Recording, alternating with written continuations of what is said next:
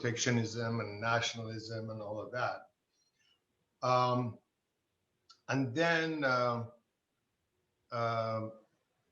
based on what I know from our contacts in different companies where uh, their daily activity has a lot to do with procurement and supply chain management, some thoughts about what some of these successful companies are doing to handle the issues, and what some of these practitioners see, um,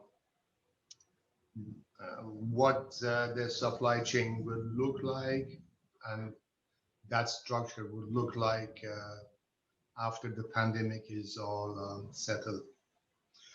Um, what I'm telling you is just back of the envelope thoughts. Therefore, please stop me anytime. Come in, if you think I'm wrong, correct me, please.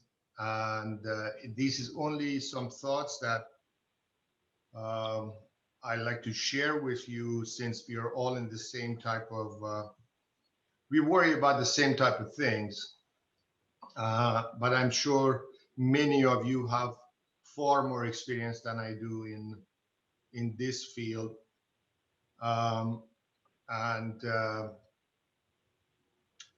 without any more ado, since we have quite a limited amount of time, I like to just tell you what's in my mind right now and with the way I see it. Um, if you step back and, I know all of you know where procurement is in the supply chain or vice versa. Supply chain is part of the broader procurement process. And while procurement is getting the goods from somewhere to your company or agency, supply chain management is a process and infrastructure needed to get those goods at the lowest cost, highest efficiency, and the right on time to your company or agency. So there's a lot of overlaps, and sometimes in non-technical world, the people confuse the two. But supply chain is part of the procurement process. So I think we are in good hands here. What happened pre-COVID times, and starting even with the time when China and the US started the trade arguments and trade war. At that time, before that time, the established model of procurement and supply chain management was, of course, the just-in-time, or a version of the just-in-time thing, where you had some major suppliers, notably in China, but also elsewhere, and you counted on them to deliver exactly certain amounts at certain cost and certain time, so that you don't have to keep inventories for different purposes. And then you use these models, supply chain models, that predicted what the demand would look like, how much you're gonna need to supply in different markets, depending on your company and so forth. That worked very well for a while. And companies like Walmart, like, I don't know, Toyota, they all use these systems in, with different variations, and with different emphasis on the role of human resources versus the role of technology. So they use these models that could predict to some degree of certainty what they need to do. They did businesses that way. Now, what happened just before the COVID pandemic was that the protectionism started to question some of these main suppliers, especially those coming from China. Not only the protectionism, but increased labor costs were happening even a few years before all of this happened. And we saw some shifts in some of the suppliers from China to countries like Vietnam, Cambodia, Laos, Myanmar, even to some extent, to a much lower extent, India, Sri Lanka, Bangladesh, so forth. So you saw some of that, but not in a major way. Still, the major suppliers or providers of final goods were in China. So it started, but what woke up people and many companies was the pandemic, where the supply chains in the world where they went through major strains. Many of the manufacturing centers were stopped in many jurisdictions. Airports and seaports were closed. Deliveries were interrupted. So basically, supply chains were not working all of a sudden. So that became a problem, because at the same time, the same supply chains had to deliver essential goods to where it was needed, to the entire world. Groceries, food stuff, essential goods, medical equipment, and so forth. So this whole development, or lack thereof, created three questions as far as supply chain is concerned. And what companies and practitioners are thinking deeply about now is overall about their supply chain models that they've been using. But three areas, basically, I think. There may be more, and I'm interested to see your views about it. But the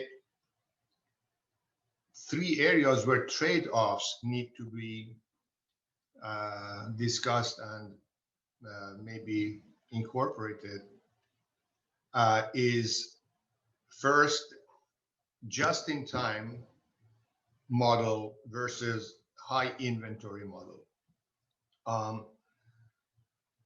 And obviously, there is a cost to high inventory model. So the question is, to what extent just-in-time would still be a safe model after the pandemic, because you don't know how these things will happen. And if they don't happen, okay, you're safe. But if they happen, supply chains actually stop operating. They don't slow down, they actually stop.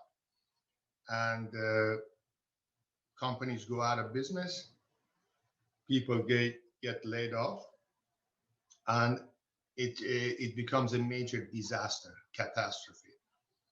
So in the meantime, what are the cost considerations of having a high inventory level? So that is an area where the trade-offs need to be looked at. And I'm interested in your thoughts about this. The second area is flexibility versus efficiency. By flexibility, I mean having relations with many suppliers to have some certain elbow room when certain suppliers cease operation or stop providing material supplies.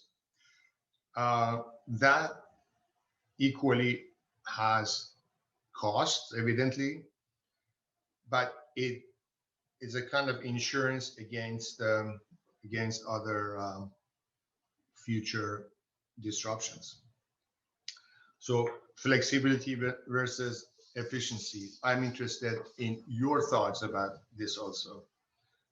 Again, all of this is for discussion. These are my only back of the envelope views about what's happening and what needs to be done. On that, the flexibility issue, having a wider or redundant, if you will, supplier base can facilitate basically supplier pivots, supplier disruptions, but it could also mean increased contract costs or reduced efficiency due to lower order volumes per supplier. So there is a lot of questions to address in this. The third major trade-off would be, again, related to the suppliers, but cultivating stronger relations with suppliers versus having an arm's length with them. And obviously the cost of that cultivation. The pandemic, the COVID pandemic has highlighted advantages of strong collaboration, as we've seen in the case of Amazon and Walmart.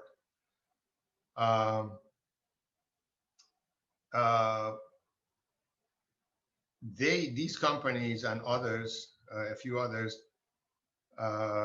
they have strong, their strategy has been focusing on strong collaborations to help in identifying and managing risks, increasing their resilience. But regular communication with collaborators and suppliers also has costs, although it increases visibility of the supply chain. So it's in these areas, these three areas, I'd like to, pick your brains about it and see if, do these make sense? How are we going to deal with this as practitioners, as trainers, as advisors, and just to give you some flavor of what other thoughts that have come to my mind is that immediately, based on what I've seen, again, some of the companies that have succeeded in managing the situation and haven't stopped back and closed shops is in 5 areas. So those trade-offs, keep in mind. I'd like to have your views on this, but the immediate actions have happened in 5 areas. On the supplier side, again, in the practice, keep the trade-offs in mind. And these are what has happened by some companies. Some of these companies have established daily meetings with their suppliers, daily meetings. Again, Walmart is doing that. Caterpillar is doing that, to my knowledge. Amazon is doing that, although they're actually getting into manufacturing of some of their products themselves, um, and some other companies. I don't recall.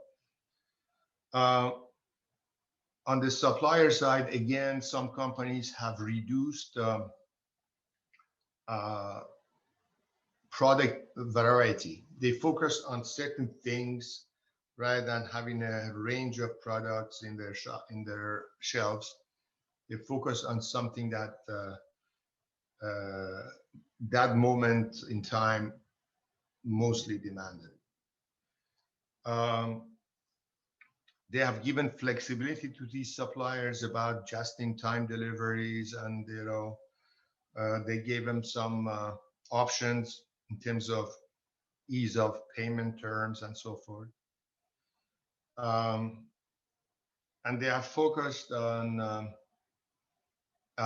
specific orders rather than several orders, so that they have mitigated some of the risk there.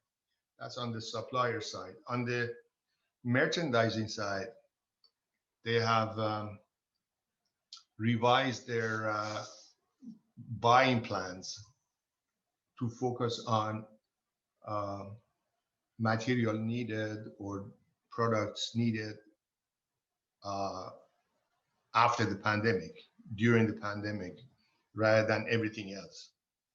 So they have shifted the focus in terms of their buying plan in their models, and that way they have minimized the cost and ensured availability of certain necessities. Um, they have revised their algorithms in their models to incorporate shocks like these pandemics. They have modified their plans to focus on short term rather than multi-year plans, because they thought seeing more than immediate few months or 6 months is not going to work in a volatile environment. They make these adjustments. They throw their models out, all the predictive models, and I think that's an area where we need to think, especially with the possibilities that digital technologies and fintech and supply chain finance present. And that's some of my thoughts in the future. On the distribution side, they have retrained workers from different parts of the functions, and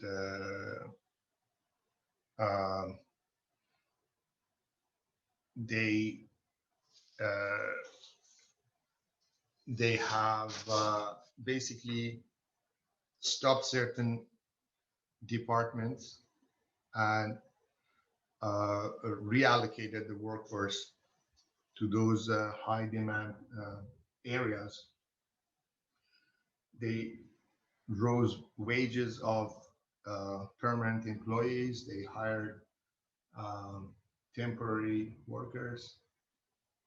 They put a lot of emphasis on workplace sanitation, worker safety, and social distancing in workplace. They cross-train store workers to do other things, so that they retrain the staff. In the area of logistics, so this was the distribution side. In the area of logistics, there is more and more emphasis. This is a little bit, they're thinking about it, most of these companies, from global distributions and logistics to regional hubs of logistics. just to ensure that they have access to more diversified sources of suppliers. And um, uh, they have explored alternative delivery options. Um, More and more nowadays, they are relying on private sector independent operators to for logistics rather than their own systems of shipping and trucking and so forth.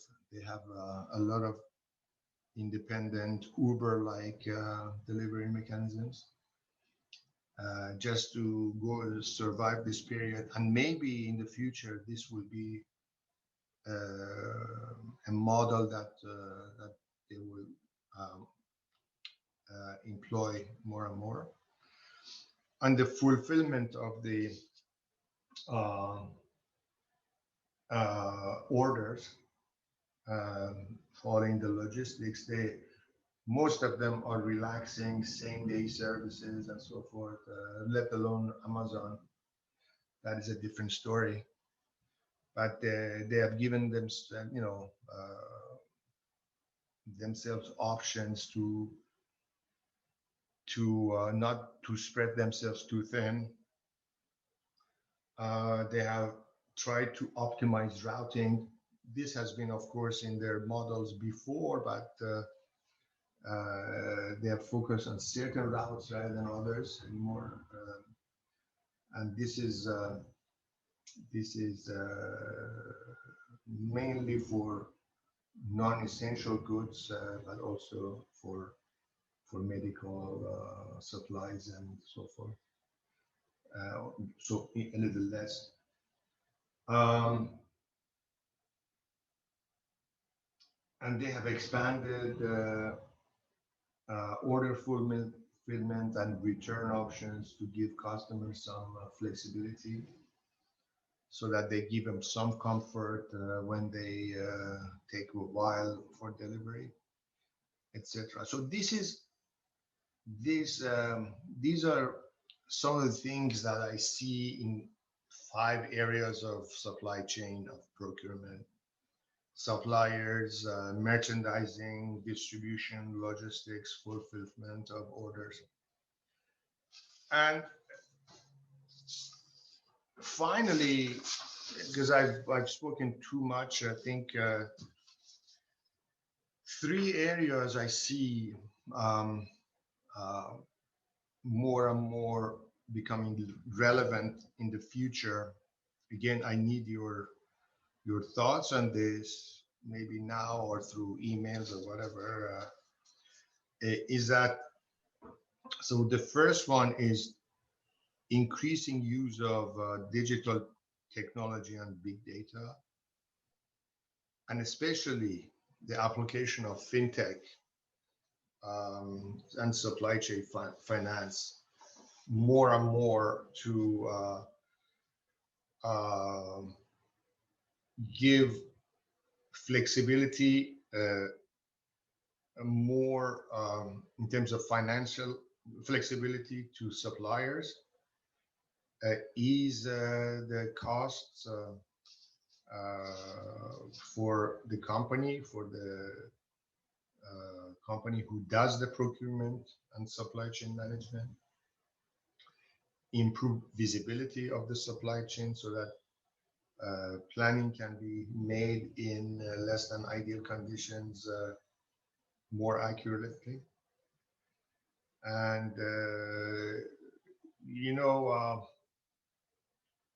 creating these, what I call dashboards, just to see what happens in the supply chain on an hourly basis, so that solutions or mitigations can be done rather quickly. The second area would be rethinking the operating model of logistics and procurement. What sort of things, based on what we've seen over the past few months in the areas I highlighted.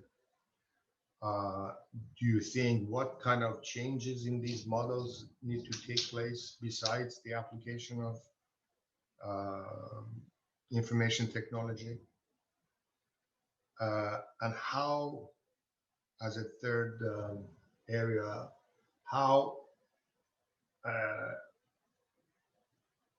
an, a light asset-based model can be developed rather than the very rigid uh, procurement models and supply chain models that have been so far employed. And with this, let me stop. I apologize for taking your time more than I expected. Please forgive me, and I'm at your disposal. Thank you. Yeah, Hamid. Thank you, Hamid. Thank you. It's always good to hear you on this topic that you are very passionate about. So we'll open it up for a few questions. And I know there's one question came on chat, but I think this is a very important point you touched, how this whole COVID has impacted supply chain from supplier side, not just from supplier side, but everyone, right? So inventory logistics, you have touched almost every pain point at this point. And how you would like to do the Q&A? Question in chat. I would, so I'll let Elizabeth. in my preference, if you ask me, would be for the audience right now to tell me if what I just, what I just said made sense. And I may not have answers to the questions that you may have. I mean, I'm also thinking, like all of you, about what this can look like down the road. Next year, what kind of models are we going to be working with? Are we going to be working with models, or the role of human resources will be even more important in procurement decisions, rather than relying on the models and then allocating based on that? You let the human beings decide what's going on, and what is the balance there. So I'm more interested to see what you guys think, rather than yeah. So there are two questions came out of the chat. One by Jan Telegan. I don't know where she's from, the country, and I know we have Anurag from India has asked a question. So Elizabeth, you want to go over the question and then we'll open it up for other questions? Yeah. Okay, yes, please. So I'll start with the first question from Jen. So the question is, do we have an overview of the major responses that countries choose, such as 1, building safety stocks, establishing special preferred relations with suppliers, building national manufacturing capacity, or something else? Okay. I would like to see that for all countries around the world. Mm-hmm. Let's answer this question first. I don't think there is a catch-all study or mapping of the good practices, and what this is work in progress still. Still, people are adjusting to the new realities. They don't even know when the pandemic is going to end. They're all in the midst of it. They try to navigate the waters still. So there is no I would say Quran or Bible or Torah on this yet. What I say, however, is that there's some companies like Accenture, like McKinsey, like Deloitte, like even World Economic Forum. They've started to think through these, and some of the things that say are in line with what I just mentioned. I put on the table, but there is no set view yet. That's why, these type of forums are so important to for us to come up with some of the good practices that can be followed, both now and down the road, so that these sort of things don't happen to the supply chain anymore. Because of the disruption of the supply chain, Elizabeth, the world demand, the world GDP is declining almost everywhere. There is no exception, and that will have multi-year repercussion effects. It's gonna be a while before we get. So, what shall be done to protect against these things? At what cost? At what flexibility? The supply chains are at the core of what happens in the world GDP. If you cannot procure your products on time, and so the markets will not work. When markets don't work, gross national products will decline, and so forth. And so no. The short answer is no.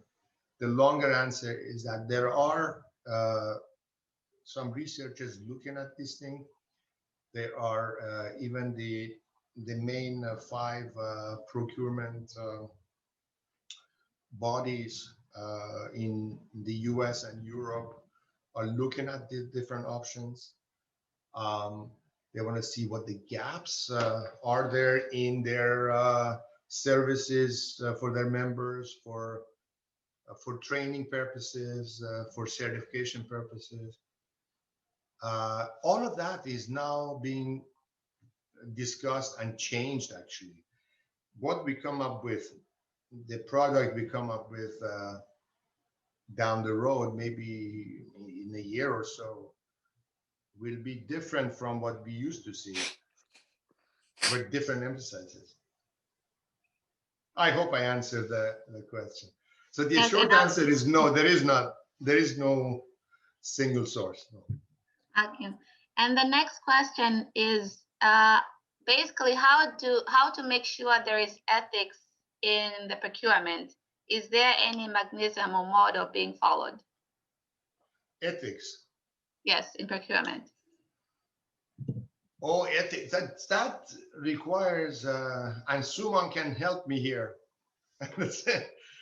Ethics is a completely different story. And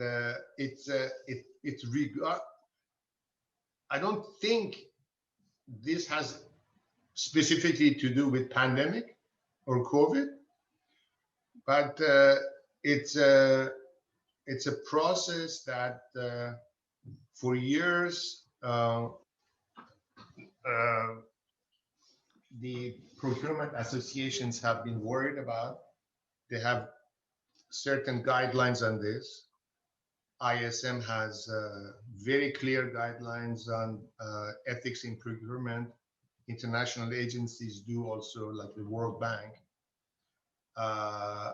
And ethics and corruption and a couple of other areas are. So let me not talk about it, because that is going to take another week of our discussion. It's such a whole area where different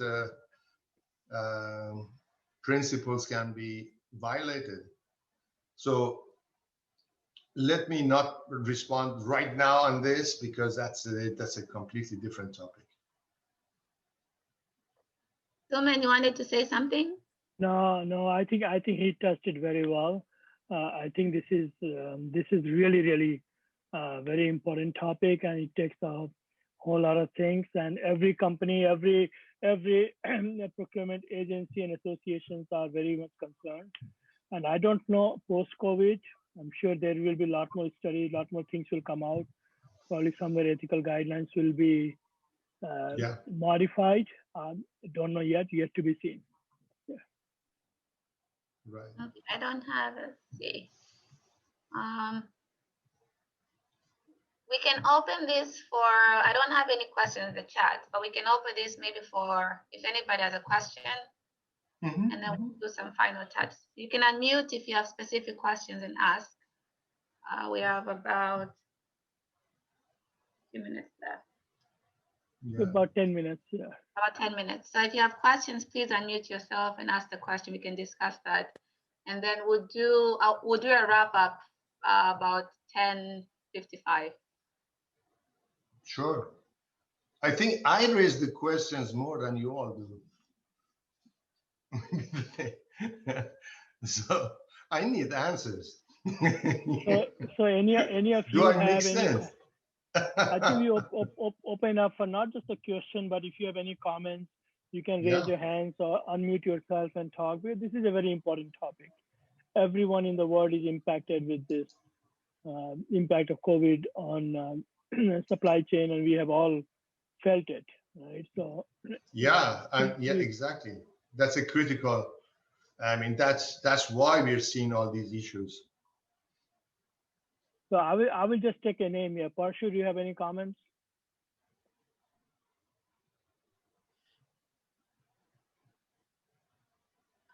Actually, I spoke to Parshu. I don't think he has anything to say. So let me see, where is he? And I know Salifu from Gambia. I know you're very passionate about it, unless you have a comment. I do see a few friends from other countries here. Right, so good morning. Myself is Dr. Anurag from India. May I ask something, sir? Basically, I raised this question which is related to the ethics. That is very important, I think, in this pandemic era, because the whole world, across the world, are facing a very difficult situation. So right now, whoever the maybe supplier, maybe buyer, the both side of partners must follow the ethics, and they should supply, they should procure the things on a time or with the reasonable cost, so that the medicines and required things which is related to the pandemic maybe transferred, maybe supplied to the concerned organization, and it may be available to the people. That's why I raised this question. So it is basically through this message, just I want to give a message to to the all related parties or all related partners. While making the all procurement, whatever is there in this situation, it must be followed. The ethics is there. Yes, we can say the ethics is very tough word, and it cannot be assessed. And yes, it is very difficult to assess in each kind of procurement, but still the means specified rules and regulation must be followed, and personal interest should not be seen. Personal interest should not be try to get from any kind of procurement, from any kind of procedure of the procurement. So with this sir, I want to say basically thank you to say me any specific word and this thing in this kind of forum. Thank you very much to you, sir. Thank you very much. My pleasure, doctor. Thank you. I tell you one thing about this. I think again, we have to look at the ethics in terms of the broader procurement field in general. What happens in the pandemic areas are two things in terms of that. It may be confused with ethics. One is that some people involved in the procurement field, they started hoarding certain things, hoarding certain products, medications, vaccines, the PPE equipment, and so forth. That is, of course, unethical, but it's criminal.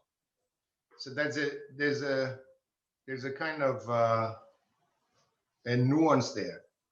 The other area where you've seen, and this may be again confused with ethics, is that suppliers provide less than optimal supplies. like face masks. Many suppliers or suspect suppliers, they have provided face masks that are not effective, and they're full in the market. They're all over the place.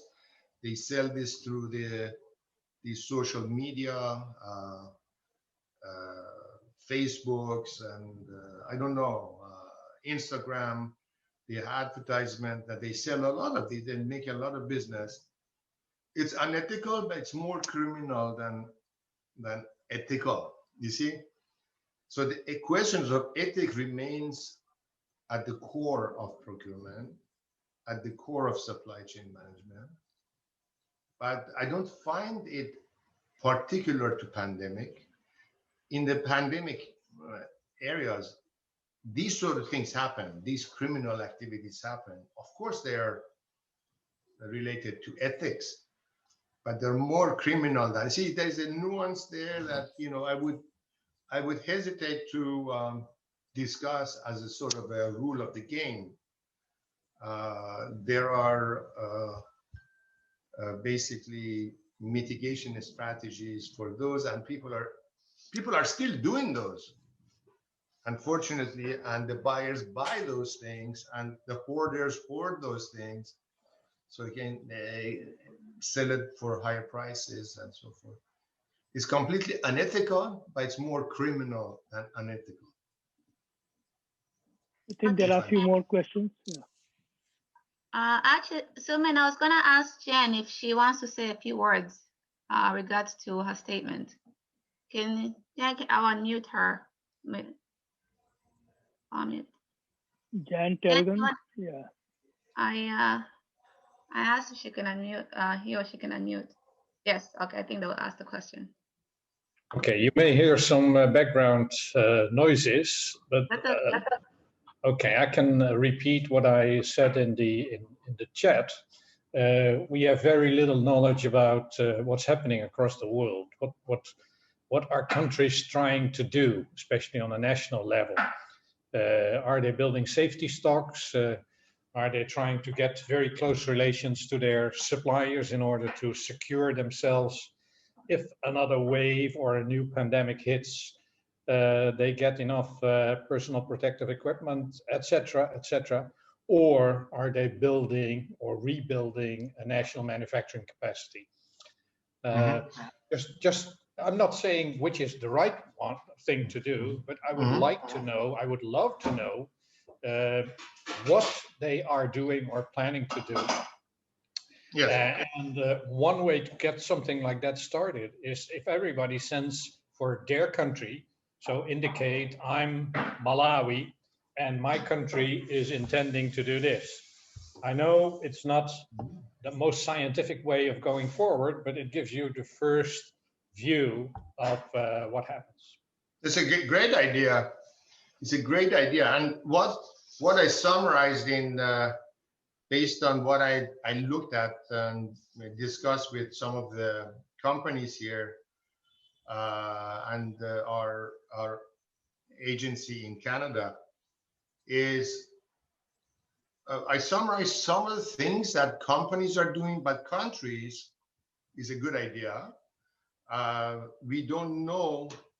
I think at the country levels, I'm not sure if there is any verdict, ultimate verdict. At the company level, we can see a lot of other interesting, innovative responses. Like I mentioned, some on supplier part, on merchandising, on procurement, logistics, and so forth. And this is what they're happening. The government should come in, and at some point they could come in. It takes a while for some of these longer term mechanisms to be established, like logistics hubs, regional hubs, rather than the way most countries operate. So the idea is great to see what is happening at the country level, the companies in those countries. I'd be interested to know. Definitely, I think everybody would be, most people. Thank you, Jen. Okay. And Salif has a question. If you can unmute yourself, Salif, and ask the question, that would be great. I think he has an audio problem, so you can read his question. Yeah. Okay. Let's see. In a situation where your procurement should conduct site visits to assess the capability of the supplier, how do you conduct this verification? Oh, wow. It depends on the supplier, the distance of the supplier. If it's in the pandemic times, it's hard to get into other countries. It will be limited. But if it's regional, it's easier to verify the factory to see if they're actually making. But to have these long-term relations involves some of that element also. It's not only talking on the phone or Zoom calls with the suppliers. They have to invest in actually visiting the company, having a say in their production strategy, so that for themselves, for companies like Walmart and all, they ensure that actually the suppliers will deliver. So how to do it depends on the type of the supplier and the type of relationship and the importance of that supply and overall business of the company. Okay, great. So if we have any final questions, we can ask at this point. We have about 5 minutes left, which will be our closing part of this forum. If you have final questions, you can ask at this point. And follow up to Jan's advice that if we can get some ideas of what happened in country level and how they have responded in different sectors, I think it would be interesting to look at it from the angle that I outlined, the three major decisions to make, in terms of just in time versus inventory. How do they manage that? In terms of supplier relationship versus hands and so forth. I already talked about those. And then maybe we can focus on the 5 main areas of procurement and supply chain management to see under each what is happening and what's good and what are the lessons so far. Okay, and I just want to say thank you to Jen for his comments. He's actually working public procurement in the Netherlands, so thank you for your comments, Jen. Any questions and your final comments to finalize this discussion?